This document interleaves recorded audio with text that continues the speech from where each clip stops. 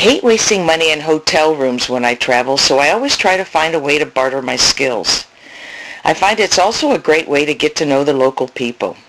That's why, when I went with my friends David and Dennis to look at a property they were thinking of buying in Happy Camp, California, and noticed all the statues of Bigfoot standing around town, I knew it would be a perfect place to do a creative work exchange. It also seemed to be the perfect place to shoot my first documentary.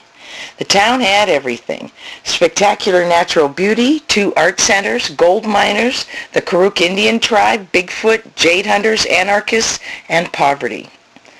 The following spring found me in Happy Camp living in an RV in exchange for doing a large wood carving. What I was supposed to carve hadn't been decided, and we had to wait until a tree cutting job was finished to get a suitable log. In the meantime, I decided to carve a huge log that had been left on the property while I waited. I wasn't sure what I wanted to carve, I just knew it wasn't going to be Bigfoot. Finally, one morning, just before I woke up, I had a vivid dream. In it, I was carving the log into a giant grasshopper. The next morning, I visited the Karuk Indian Tribal Museum. I asked the woman at the desk if she knew of any insects in her people's mythology.